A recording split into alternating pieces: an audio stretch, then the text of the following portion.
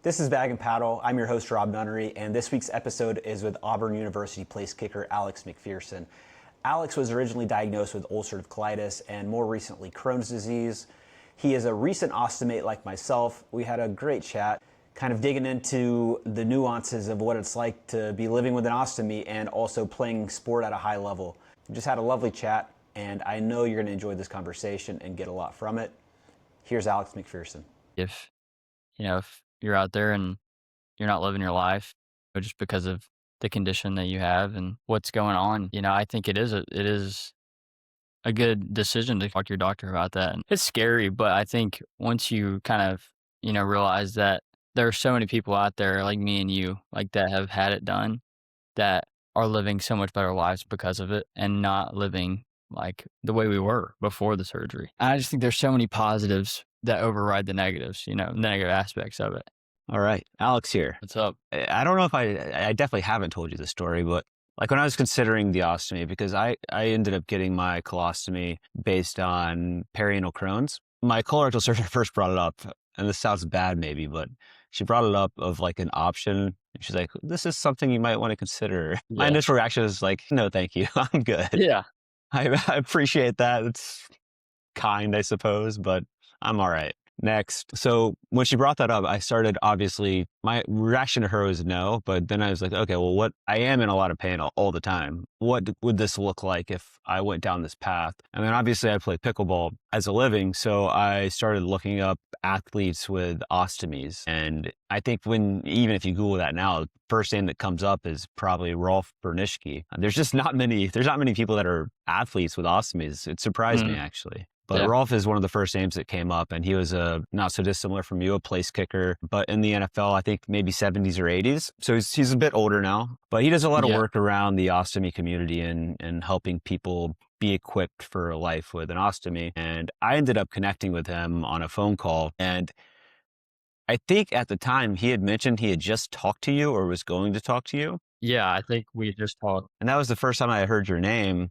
He introduced me to you in a sense. I don't know if that was, I sent you a message on Instagram. Yeah, he texted me and said that you were going to message me. I think that's kind of how he let me know. And I was like, oh, okay. Okay, cool. So, but yeah, that was kind of the introduction to any kind of athlete with an ostomy. And then that led to you. I'm also going to talk to Cass Bargel, who's a player on USA Rugby. Pickleball sounds really soft compared to you. I mean, you're playing rugby. Football. She's playing rugby. I know you're a place kicker, but still. I just kick. I don't get touched. Rugby, I don't know how that works. That's for sure. I don't either. And yeah. I think I saw an interview where she was like, doesn't like put anything over it either. She's like, it's just like my skin. It's just whatever. If it gets hit, it gets hit. It doesn't hurt. I'm like, that's well. What has it been like? Obviously, I want to get into your journey in respect to how it all came about and the health stuff. What is it like? This is my own curiosity. What is it like being on field competing? Has much changed in respect to what you do on field? Not really. Not a lot's changed. For me, I really, when I'm out there, I don't notice it. It's kind of just out of the way. They put mine on the left side for me. Because I kick right-footed, and when I like follow through, it would have gotten hit like pretty much every time. So we asked them pre-surgery. It was kind of wild. They come in and they're like, "All right, we're gonna mark you up to put your stoma." And I was like, "What? What are you talking about?" Kind of random. They came in and we're like, "Yeah, we're gonna mark you up." And I was like, "Well, can we like talk about where to put it?" They were great. Took it into consideration. Put it on the left side for me, so that way I can just kick without worrying about it. So.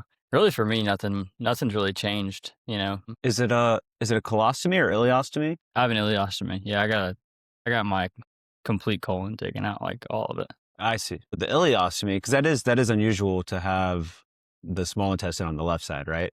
Yeah, exactly. He said he had to pull it over pretty much because your small intestine's on the right, usually. Fascinating. Yeah, he said they marked me on both sides. They're like, if we can, we'll do it on your left, but if not, it'll be on the right. Take it over. Yeah, exactly. I don't know how they did it, but I haven't heard of that. Is that like had that doctor done that before? I'm not sure, honestly. He said that. You're like, I don't want to know. Yeah, I really don't know. I had a great doctor though. I mean, the comfort that he made me feel, before the surgery and everything. He just very smart doctor, knew what he's talking about, overly assured me that I'd be fine. And he was great. So I'm not sure if he's done it, pulled it over the left before. He said it's been done, so it gave me confidence, I guess. But Okay, we're not. It's yeah, not completely new territory here in the field of science or medical science. maybe for him, I don't know. So, what actually led you to having to get an ileostomy done? Mine was pretty quick. My first symptoms happened probably beginning of my sophomore year of college, but it was just like blood in my stool, and I was like, oh, whatever, that'll go away. It's kind of how I handle everything, which is probably not a good thing in You hindsight, and me but both. I'm like, yeah, it'll go away. So I didn't tell anybody for a couple months. And then, so it kind of just got worse and worse. Not like no hurting, nothing like that, just more blood every now and then. And so that kind of got worse. And then, like, right at the end of that season, so right after it started, like, beginning of the year. And then after that season in like January, I had the flare up, but I didn't really know that it was you know, UC flare up. It was more just like I thought I had the flu. And Mm. so I lost a bunch of weight then, but then I gained it all back and I went to the GI and I was on prednisone. I was fine. And then towards the end of the spring, I like started losing weight randomly again. And I was like, that's weird. And I still, at this time, I wasn't really like, I mean, I might have been going to the bathroom more than I had, in a normal day, but it wasn't like anything extreme. And then I got a colonoscopy and they diagnosed me with UC, and that was like the first time they diagnosed me. So yeah, so they put me on Stelara is what they put me on that first time, and Yeah. that did nothing for me. They like Yeah. zero, but they kind of tell you to wait for the medicine to work, I guess, and so that's what we were trying to do. And How long did they want you to give it to see if it would start helping? I started that probably in May and didn't change until July, like the end of May, and it's like 2 months, I think, that I was trying this medicine, and I was throwing up every day, and I was losing weight. Like I lost 57 pounds Yeah. in 2 months. That's unreal. That's insane. Yeah. I So wouldn't guess you have too much weight to give up. no, yeah, I was like 167, and I lost. I was Yeah, 110 when that's I got admitted into the hospital. 110. That's Um, unreal. Yeah, it finally just got so bad that they admitted me in the hospital at UAB. I was at a GI doctor here in Auburn, Mhm. which isn't a big town. It was just like a local GI. But then they took me to Yeah. UAB, which, specialist up at UAB. So I got in there, they admitted me, and I got put on Remicade, which that helped me instantly. But they told me Amazing. when I was in the hospital, they were like, we're going to try Remicade. If that doesn't really work, there's another one we can try. But after that, there's really probably not much for you if those two don't Yeah. help you. Like you're gonna have to get your colon Yeah. removed, or might have to talk about it. And I was like, oh, it's not gonna get to that. That's kind of what I thought. Yeah. In Sounds July, similar. Yeah. yeah, I was like, yeah, Yeah. that's fine. Nah, I'm not gonna get there. So, but the Remicade changed me like overnight, like instant, and I felt so much better immediately. Just could eat, wasn't throwing up, but I could eat whatever I wanted. Like keep And it down. do it in infusions, right? Yeah, yeah. So I got that first. They gave me like a half dose in the hospital just to make sure that I wasn't like allergic or anything. Right. So then I got my first real one the week after. I was feeling great. I gained 35 pounds in 3 weeks. I jumped. Yeah, my Body's body's crazy. been through it. It's just gone Yeah. up and down. So It's like, what are we doing here? yeah, it's been rough for it. But then around like I was getting those shots. I think they're methotrexate shots to not get antibodies to Remicade. I don't know if you've had to do those, but I was getting those every week, just basically not to get antibodies, so your body just doesn't fight the medicine. And mine still ended up fighting the medicine. Towards like the end of September, beginning of October, I started losing weight again. And this is of And last they year? came back. Yes, yeah, this is So about a year 2024. ago. Yeah. Got Yep. it. And then they came back and were like, "Yeah, the medicine's not working anymore. Your body's fighting it." So then that's when And it they put me lasted on. what? It lasted like 4, 5 Yeah, months ish. it was like very end of July, so like the 28th to like the end of September, beginning of October, Okay. like middle of Yeah. October. So yeah, I'm probably like 2.5, 3 months. I got all the way back up to 155 before, and so like, I was like, "Oh, I'm fine. Like I'm gonna be Yeah. under control." Did you notice symptoms when the medicine stopped working? Yeah, I mean, I would say that I kind of did. Like, you can just feel it. Like, when your body doesn't feel good. And, Yeah. I was kind of in denial. Like, no, there's no way my body's, kind of not feeling good again. And so, yeah, I definitely felt it whenever it started happening. But I was like, there's no way. And so, but it happened. I was like, there's no way I'm going to get back to where I was, like Right. where I was in the summer, 110 pounds. Yeah. Yeah. I was back up to 155, and so I was like, all right, well, that medicine didn't work. So I got Rinvoq to try another medicine, and surely that one will work. And that one, it's kind of like Stelara, didn't really do anything for me. I kind of just like steady decline. It wasn't as fast as the one before the summer, but it was kind of just steady. And by the end of the season, I was probably 100 pounds again. And so then I went to the GI right after the season ended, UAB, and they did another colonoscopy. And I talked to him about having the surgery. And he was like, yeah, I think it might be a good idea to talk to the surgeon here at UAB. So I talked to the surgeon. This is crazy. I had my colonoscopy on Thursday. I talked to the surgeon that next Monday, and I got my surgery done that Friday. So within a week of talking to my GI about it, yeah, I had my colon removed. No, the next week, next Friday. So it was a really quick turnaround. How was that emotionally? Because you don't really, obviously, you're not feeling well, you've lost a bunch of weight. I'm guessing the colonoscopy showed pretty straightforward results of things that needed to happen. I don't know if it's better or worse of just having to go into the surgery, just getting it done, right? Versus like sitting on it for a while. Like, how did you feel going in knowing that you had to have the colectomy? I think like them giving me, like letting me know early on that was an option. Like, I think that kind of helped me when these medicines weren't working. It was like in the back of my mind, like I might actually have to get it removed. And I honestly didn't know what that meant. I thought I was gonna have to carry a bag around on my side, like that. I drapes over your shoulder. I had no clue what Just what toss an it over. ostomy. Yeah, I had no clue It's what gonna an be hard to ostomy kick bag like this, was. but let's Yeah, try. exactly. I saw a TikTok about this lady's husband. He got a bag and it like changed his life. And so, I kind of started talking about it with my wife. She was my fiance at the time, and my family. And, it was hard for us to kind of like accept that I wasn't going to have a colon, I guess, ever again. Cause it's, they're taking all of it and you can't really put that back in. So that was definitely tough.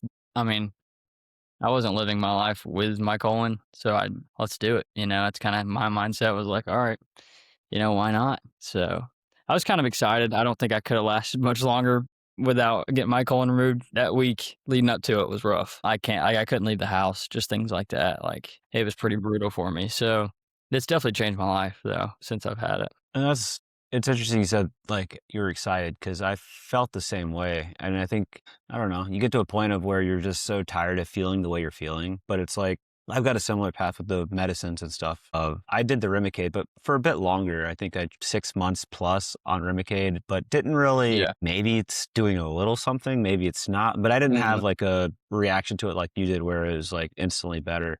It was like a little bit better, but then not, and then it felt marginally maybe some improvement, but nothing to where it was just okay, this is always the fix. the worst. Whenever you feel like, then you I think I feel a little better, but I don't know if I actually do. do I? Yeah. Am I just telling myself I feel better? Yeah. But that is the process with the medicines is like you have to give it time to work, they say, and then it's like so we're going to give it however long, and then if it doesn't work, we're going to have to do this all over again with a different medicine. Yeah, like, exactly. All right, to go through a few medicines, it's going to take a year plus just to see what's working. Yeah. But I did Rinvoq after the Remicade wasn't working. Didn't feel anything on that either. Yeah, that one I didn't really feel. It's kind of like Stelara. I literally was like, are you putting the medicine in me? Yeah. Are you on anything now? I'm taking Skyrizi now. I had UC. I had another like flare up this summer, kind of hit me again. It just diagnosed me with Crohn's. I'm on Skyrizi now. So Crohn's not UC. Yep. So they took my colon out, and there was no inflammation in my colon, my small intestine, my stomach. Like really, it was. And if they were in my stomach, they tested them and they weren't Crohn's. Like there was no granulomas, nothing like that. Yeah. Nothing that made it seem like Crohn's. It was just like I had random ulcers in my stomach every now and then. But they found a granuloma in my small intestine after like this summer, which they said is kind of rare to see. If my colon, my small intestine was sparkly clean, this entire time, and then I get my colon removed and now I have it in it. They said it's kind of weird. They kind of didn't know what I had when I was going through it. They said Crohn's colitis, they were kind of confused, but then they sent my colon off to get tested and they diagnosed me with UC officially. So we thought we were done with it, but I'm on Skyrizi now and that's been good. So yeah. I had never really had medical stuff come up until kind of like later in life. And me neither.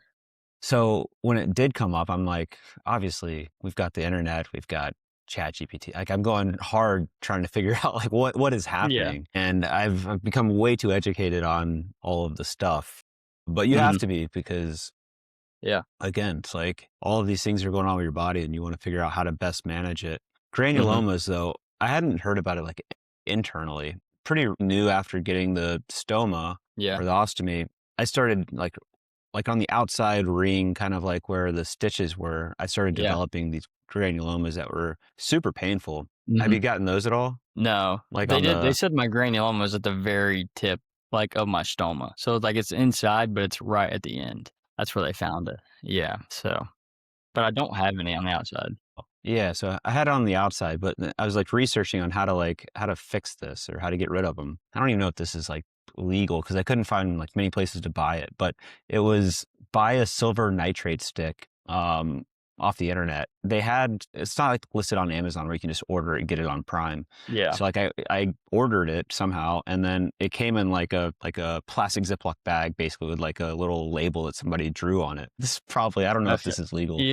It's like a long kind of like wooden stick with a little thing like silver nitrate on the end of it, and you just hold it and rub the silver nitrate on the granuloma, and it kind of like melts it. That's It wild. worked. It Yeah. worked. So if you ever get them, silver nitrate Alright. sticks. I know. Is Yeah. the Sky Rizzy helping out? That's just the on body. Yeah. Are you putting it on your like your quad? Yeah, I'm about to do Is my it in, first one tomorrow, actually, but I've been getting the first 3 infusions. So, like, I get yeah. 1 a month for 3 months, and then now I'm starting the injections on my thigh. So, yeah, I start those actually tomorrow. So, never done them before, but I'm sure it'll be You got the cooler in the mail with the ice pack and the yeah. yeah.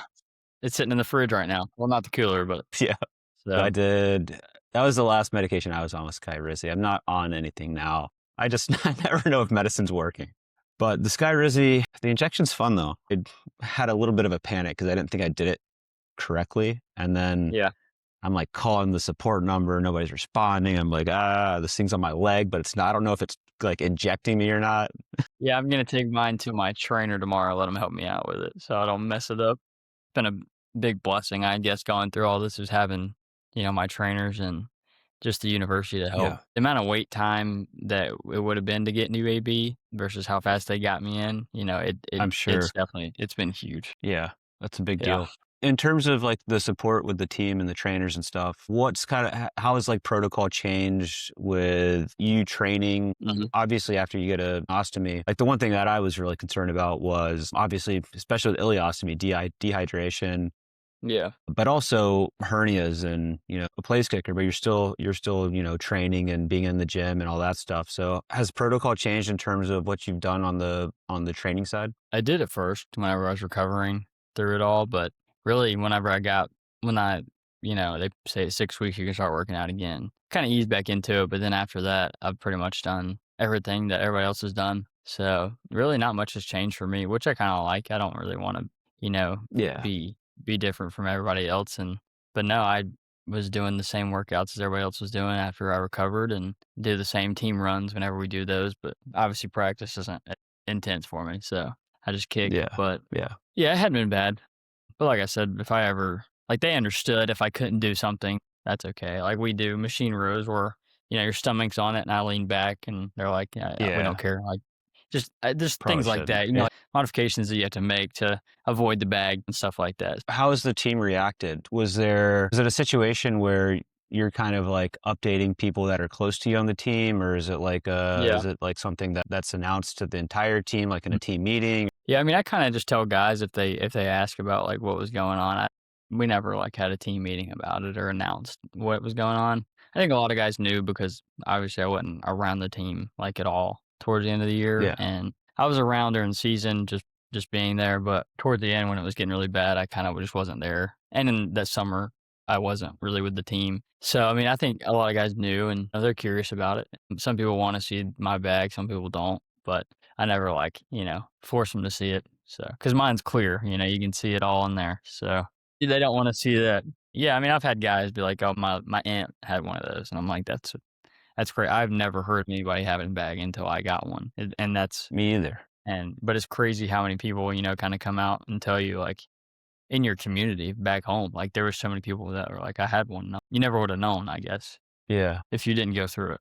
I mean, that's kind of been a cool part of it too, is just meeting all the people that have had the same experience as you. Like Rolf, me and Rolf had like an hour and a half conversation, and we weren't really supposed to. We just kind of hit it off because how similar our stories were, and he's a kicker, I'm a kicker, and it's just cool to like share stories like that. And people here in Auburn in the community like have come up to me and just talked to me about their stories, and so it's just cool to like connect with those people about the struggles that you go through, because we share that experience. I feel like you think you're alone in the experience, but nobody. I mean, we've all been through the same thing pretty much to a certain extent, but it's cool to share the stories with people. One thing that I've seen kind of through my stuff is, and it's not just the ostomy either, right? It's like, it's the Crohn's, it's all of this pain and for you, weight loss and again, I'm connecting with your story on the different medications and it working and then it not working. And just like kind of that roller coaster of emotion of like, okay, I'm going to be good now. And also like that, losing the colon, that happens to some people. It's not going to happen to me. Like, you don't think it's going to get to that point, gets to that point. And you're like, you just have to adjust it. And I think that's like been the biggest lesson for me is like, I don't know, 3 years ago, you tell me all this stuff's going to happen and it does happen. But at the same time, it's amazing how you just adjust to a new reality. Yeah. Like I have an ostomy now, but it's what am I supposed to do? And like you, when I go play, it's not the thing I'm thinking about. I don't even know it's there. Obviously, there's more I have to do in terms of like managing it and preparing. And I wish I had a full-time trainer to follow me around and just. It's nice.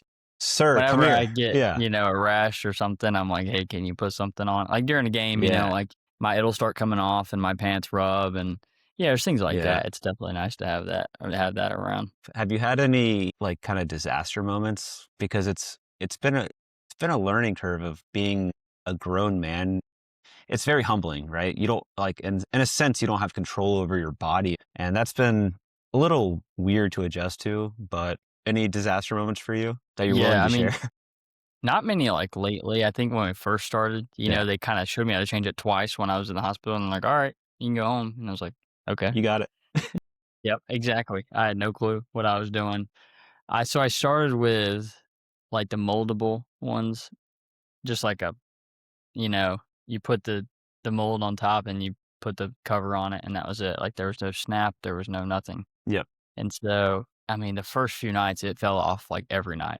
Like it would get heavy and just fall off. And so those nights are rough. And it would take me like 45 minutes to change my bag to be and so it was that those it was filling up. Yeah, it was like filling up and then it would get heavy and it would just like fall off and got it like wouldn't stick. And we were like, what do we do? And I was kind of against like the cut to fits and the 2-piece, and I was like, I don't need all that. Like that's too much to do every time, and now I literally wear a cut to fit 2-piece, with a stomach guard. And I was like, I had no clue what all that was when I started, but now I do, and it's the best bag that I think there is for me. So, but love it. Yeah, that's probably it's funny. That's probably the disaster moments was I would wake up and it would just be it. And that's the thing is people don't quite get it that we don't have control over output at all. Like if it wants to come out, it's going to come out. Exactly. And if you're sleeping and it comes out and there's a lot of output, then it can overflow and come off. Have you gotten like to a decent like routine with it in terms of like kind of knowing when it's going to fill, knowing when it's going to, or is it kind of still unpredictable? Yeah, I kind of have a routine. I know I kind of go before every practice after breakfast. After breakfast, it kind of pushes through all of the dinner and stuff like that. So I know that's going to happen. It fills up pretty quick then. But it's kind of like a normal routine. After every meal pretty much is whenever it starts to fill up, So it's been cool, getting to learn when your body's going to go. So I don't know. I feel like I kind of know, but at the same time, I don't really, just have it pinpointed. I feel like I just feel it out really. Yeah. And it's interesting because like when I didn't have an ostomy, it's not something I really thought about that much, right? You don't think about like, when's my output going to come? Like when am I have to go to the bathroom? Literally. It's just not something you think about. Yeah. Yeah, for sure. It's kind of nice not having to worry about it. I kind of like that part of it. It's like, I could be going right now. And it's kind of a fun part of it, I guess. And people ask, I'm like, I'm doing it right now. They're like, what? Nice to meet you. Shaking hands and going at the same time. What's up? That's right. Exactly. Yeah, I think a lot of people have a hard time understanding that I just go whenever. It's the perk. Yeah, you got to have some perks with this. That's right. What's the plan for the future? Are you hoping NFL aspirations, hoping to kick the next level, or what's your Yeah. Yeah, definitely. I think, knowing that I can kick with this, and that was always my dream before all this happened. And so that's still my dream. I'm excited to hopefully get to do that. And I think I got another year of college left. I was going to try and go after this year, and all that stuff happened right before the season. So I really wasn't Yeah. able to kick a full season. But yeah, so hopefully after next year, yeah, that's the plan for me. And with my ostomy, I was going to try and get it reversed. I didn't really know when. I was going to just kind of play the season and see what happened. But now that I have Crohn's, it kind of looks a little different for that surgery that I'm going to have, because they were just going to do a J pouch, but now, they kind of got to talk about it a little more and, check it out a little more. Like I'm getting, some more tests done after the season and stuff like that, just to see for sure. So, Got it. And for those that don't know, you do have an older brother that's kicking in the NFL now. How has he been able to kind of support you along the journey so far? yeah, I mean, he's been a big support through it all. He's just been like a brother to me, having my back, whether I'm playing or not. I feel like it was confusing for my whole family, just because I've never been sick. Like I got sick maybe once a year, like maybe like in high school and when I was young. Like I was never sick. It was kind of different for our family having to go through that. And my family, we're like my parents and my siblings, like we've never had any like really big health issues. We've all been healthy, and so it was definitely different for us to kind of have something to manage, something to go through. Yeah. But I mean, they've supported me through it all, and they've been great. So Yeah. it was kind of tough for them to kind of like grasp the fact that I need to get my colon removed. It's kind of hard for them just because like their 21-year-old son or their brother to lose their colon forever. And so Yeah. that was tough, for the family to kind of understand. But I think after it happened, they're all for it. They were like, yeah, this was definitely the right move. So, but yeah, it's been awesome. I want to be clear. This is not a medical podcast whatsoever. I'm sure people are going to be listening that have had this for 20 years, and we're both relatively new to this. Mm-hmm. So with having your colon removed, does that mean you have to get a proctectomy as well, where they basically remove the rectum since it's not going to be used? Or is it okay just leaving it? No, so I think they're gonna. You said the rectum, right? Yeah.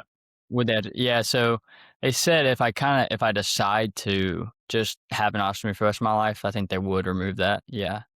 Yeah. Yeah. But it's kind of still up in the air what I'm going to do right now, because I did want to get it reversed, possibly after the season, depending on what all happen. Yeah. Because that's a 2 more surgery process, So that was kind of a longer process that I didn't want to go into during the spring. I kind of wanted to play like spring ball and then work out in the summer, get bigger, things like that. So I kind of put it off. But now, like I said, I have Crohn's, so it's kind of different. Yeah. I mean, it just. So what are the options moving forward then for you? You I'm mentioned really J not pouch. sure. Yeah, he kind of briefly mentioned it. Like we were going to talk about it in more detail. It's kind of like a J pouch. I think they're just kind of something that they do a little differently. I couldn't tell you like in detail what it is. And they said if it does happen to flare up like it did the first time, then it would pretty much be like what I was going through before, and they would have to put my ostomy back in, which that'd be unfortunate. So I mean, I could always go back to the ostomy if it doesn't work. So that's kind of what they told me. Did you go into the ostomy, like, was there any notion that you went into it knowing that it might be permanent, or was it always in your head going to be temporary and you'll be able to go back to normal? Yeah, in my head, I felt like it was temporary. At first, I was like, oh, I'm going to have this for like, a couple weeks. No, be fine. I didn't know what it consisted of. But after they told me like kind of the process of it, but after I got the surgery and I realized that I could, live a normal, like, relatively normal life with it, I was like, I don't see a point in getting it reversed right now, maybe later on down the road. And they said even after I'm done playing football, I could do that. Just like to have that in the back of my mind. So I don't really know how to say that. I thought it was temporary, for me, but. Would you be okay if it was permanent at this point? Yeah, I'd say I would. Yeah, exactly. You feel like you could manage it? Yeah, definitely. I don't think that it's, life-changing for me. Like, I don't think if I didn't get the surgery, I would be upset about it. But if I do, I'd be fine with it. I'm kind of go with the flow guy. So. Yeah, it's like one thing I talked to Rolf about, and it's like I connected with him a bit on it because I had an experience. I was going to Mayo Clinic in Jacksonville. That's where I had my surgery. And the colorectal department, everybody in there either is there for, basically colorectal issues or ostomy issues. And I was going in because I was having fistulas and stuff like that. And I have ceton drains, which help the fistulas drain through my butt. But there is a lady in there. She must have been like 60, 65 with her husband, it seemed. This is like, I'm going in to talk to the colorectal surgeon about potentially an ostomy and like what that would look like. For the first time, I'm like finally wrap my head around being okay with it. Yeah. And I hear this lady in the waiting room talking to her husband. She's like, I hate this thing. I wish I never got it. I'm just like, Yeah. Yeah. and she's like, it's the worst thing that's ever happened to me. She's like, it stink. People don't want to talk to me or hug me. And I'm just like, I almost like just walked out. Like, I'm not doing this. Yeah. I feel like at first when I got mine, I was in the same boat. I was like, I'm so ready for this thing to be over. Like, just because it was falling off every night and I couldn't find one that would stay. And I was like, I'm done. I'm done with this thing. And I was in the same boat.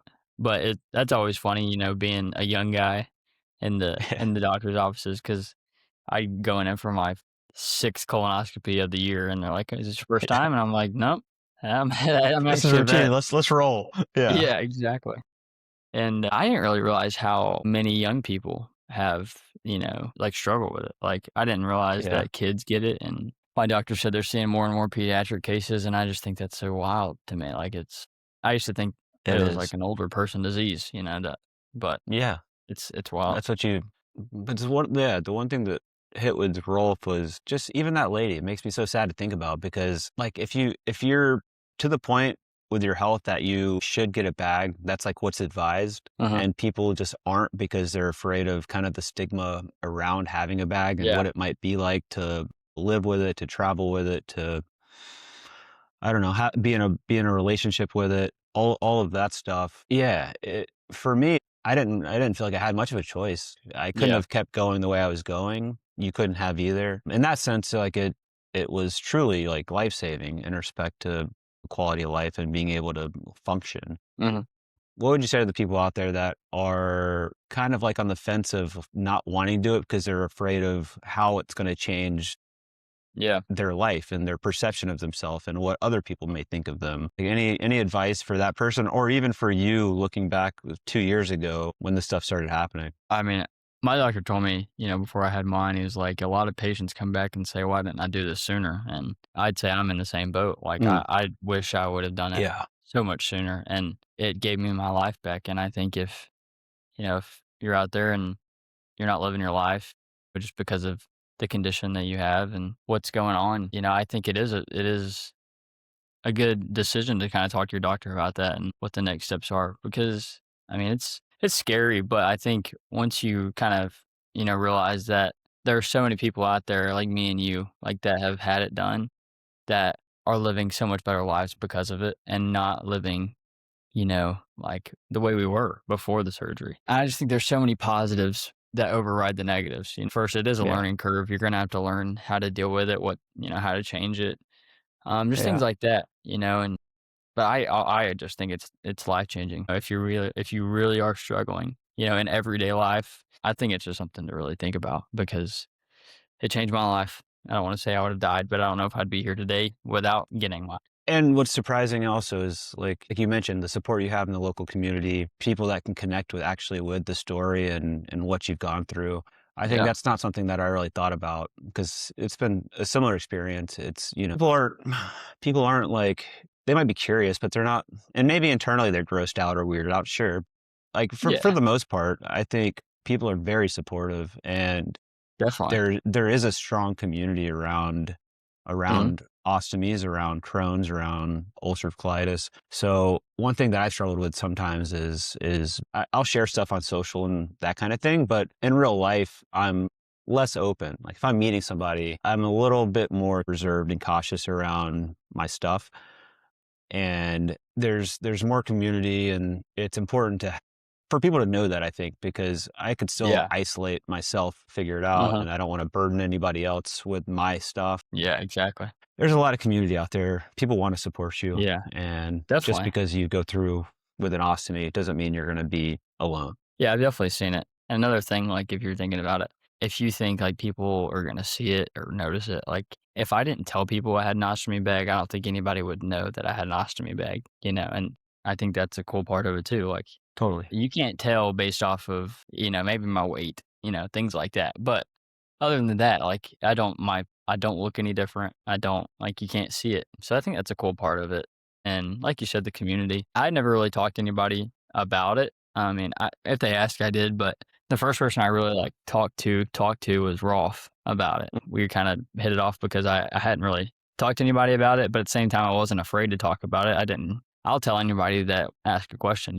I really am open about it just because I think it's kind of good to, get it out there. I don't feel like there was, for me, I had no clue about any of this before it happened, and I think the more awareness, that we bring, it's good for people to hear about. So Yeah, I agree. And I thought it was amazing that Game Day did the feature on your story and kind of highlighted Yep. it because it's so important to, just to have it normalized a little bit, right? Yeah, it was really cool to get my story out there on game day whenever they kind of came and said, "Hey, we want to do a story on it." And it's like, "Oh, definitely." Like I said, I'm very open about it. I mean, I'll tell you pretty much anything.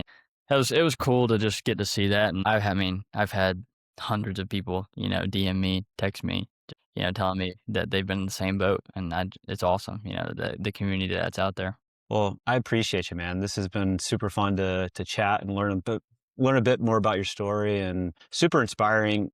And yeah, I want to wish you all the best of luck with what may come next. You too, man. You're in Asia right now, right? Yeah, Pickleball? I'm in the Philippines randomly. The Philippines. Yeah.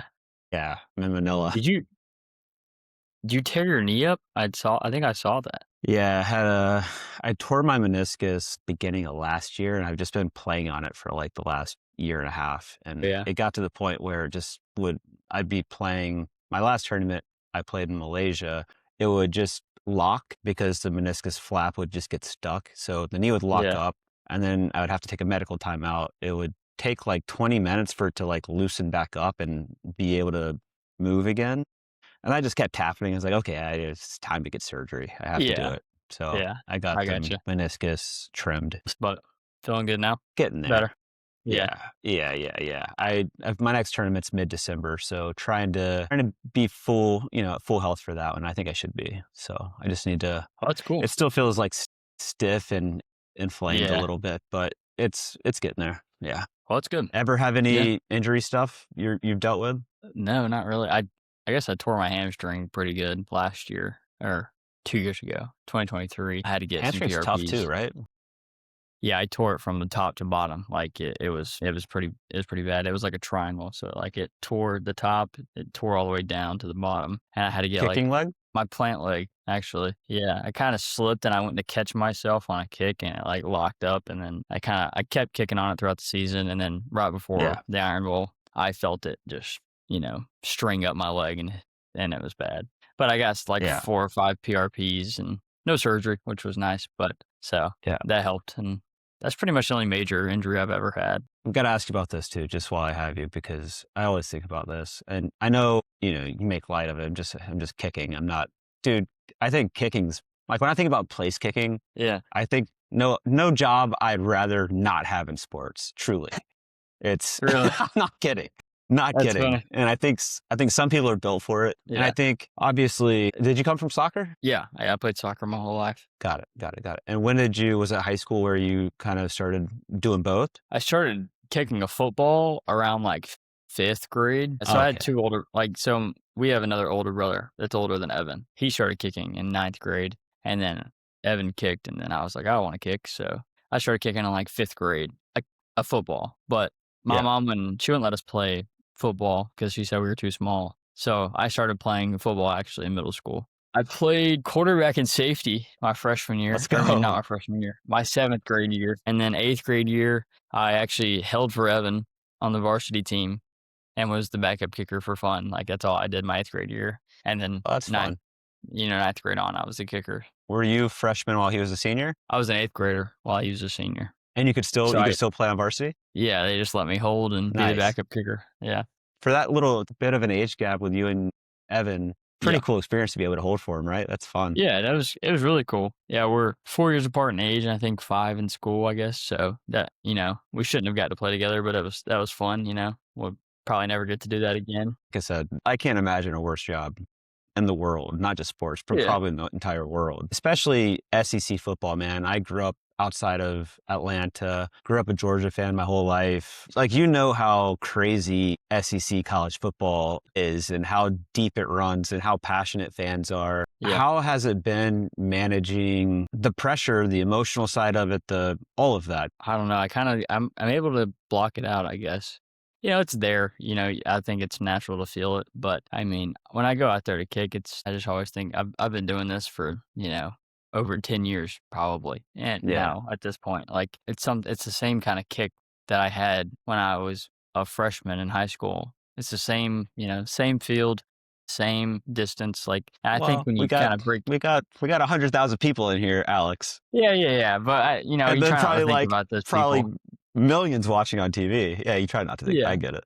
Yeah, but I mean, I think that's kind of how I break it down. You kind of simplify it. And honestly, when I'm out there, I don't hear the crowd at all. Like I never know how loud Just it locked. is, really. I kind of black out when I go out there.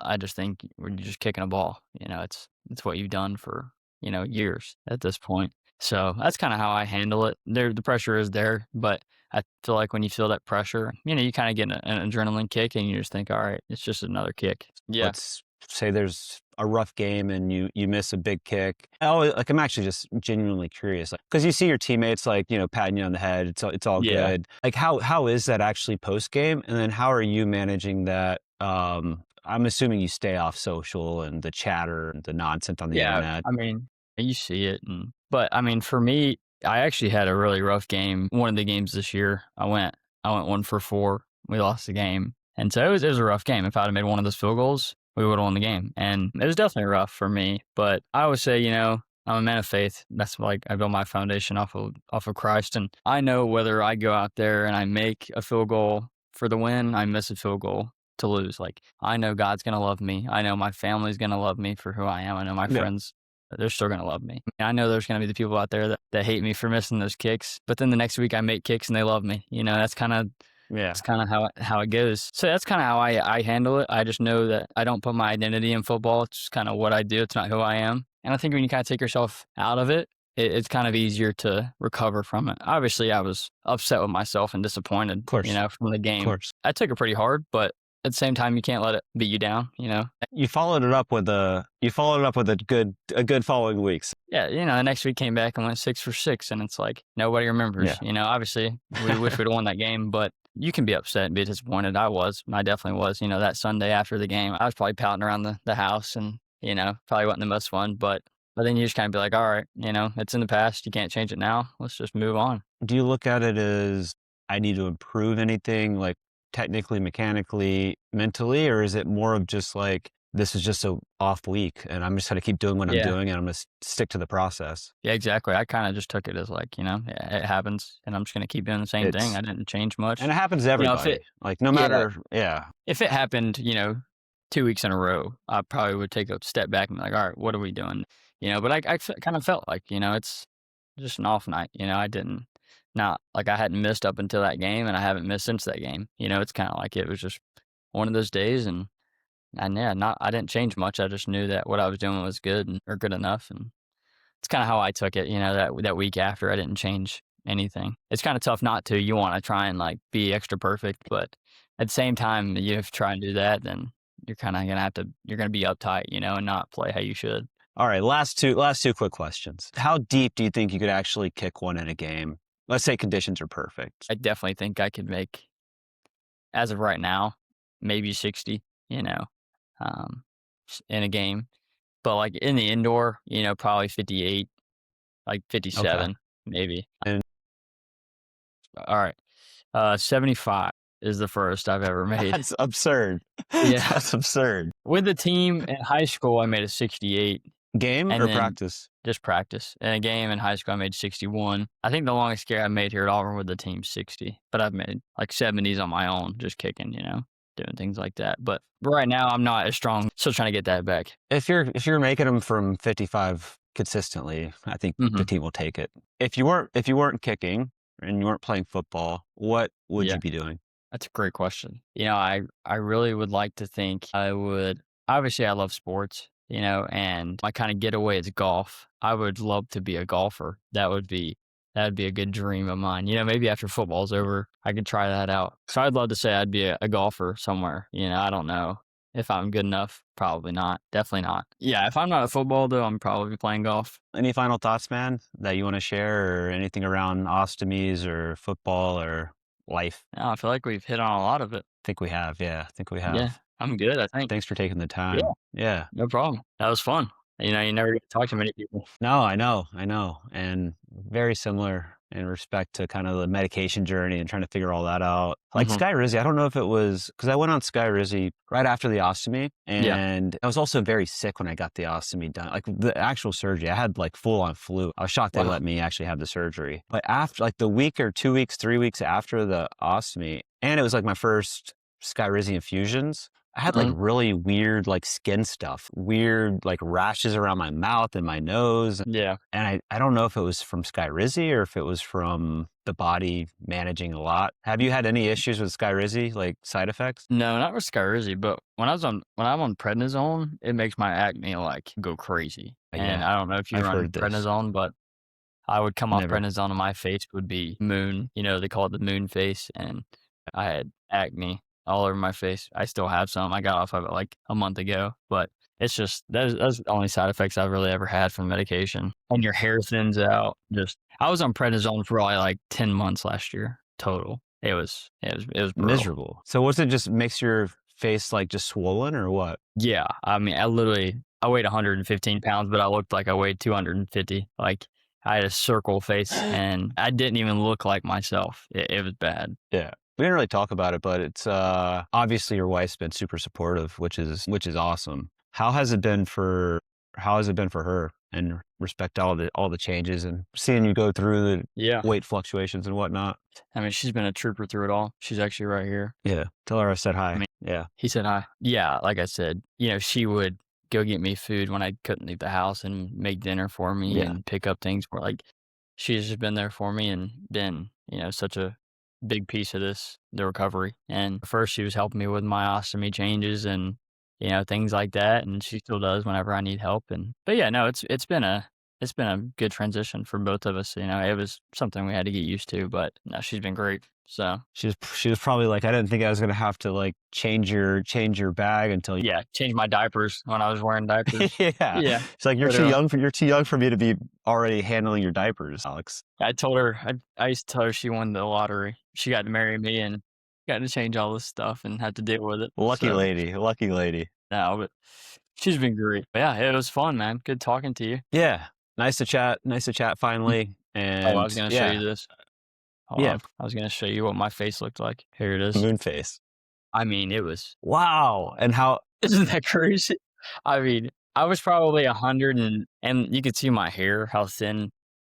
that's I unreal. mean, That's literally not the same person. That's not you. that was in February of this year. 10 months ago, That it is says. that is wild. Yeah, so prednisone did me dirty. I guess when you're on it for 10 months. I already have a round face. If I have to do prednisone, I'm gonna look like No. it's gonna be bad. I loved prednisone because it made me gain weight super fast. And Yeah. I got back on it after, this past time when I got sick again. And I thought it was going to make me gain weight again, and it didn't. And it just kind of gave me acne. I was like, screw this. I'm done with it. Yeah, this isn't what I signed up for. I'm ready to get off of it now. Yeah, it's not what it's for. Why So, did it make you gain weight before and not the next time? I don't really know. I don't know. I kind of have my own theory that, since I don't have a colon, it's hard for my body Yeah. to kind of get the nutrients it needs. And I don't I Yeah. would eat a lot of food, but at the same time, my body wasn't able to, like, I guess, soak up all the nutrients before it put it out. And that's kind of my own theory. I haven't really talked to a doctor about that, but I feel like that was the first time I was fully on prednisone before or like after my surgery. Got it. So, Yeah, that yeah. totally makes sense. Actually, that makes sense. Yeah, so that kind of made sense in my mind that like my body's not able to like fully grab the nutrients out of what I was eating Yeah. in order to Yeah, put that yeah. weight back on. Yeah, I Yeah. think that checks out. From two Yeah, why not? medical researchers That's right. having Yeah. to turn into one. Yeah, literally. All right, man. I'll let you have your evening, but really appreciate you taking the time. Truly. Yeah, no problem. All right, man. I'll talk to you later. Thanks, man. All right, See see ya. ya. All right, that was Alex McPherson. Really enjoyed the chat. I hope you did too. And Alex's story is so important because it goes to show you that just because you get an ostomy, it doesn't really have to change that much in your life. It can actually make your life that much better. Alex is back on the field performing, kicking, with aspirations of going to the NFL. If that's not motivating enough and showing you what's possible with an ostomy, because of an ostomy, not despite of an ostomy, then that's what this is all about. This is Bag and Paddle. I'm Rob Nunnery. Until next week, thank you for watching.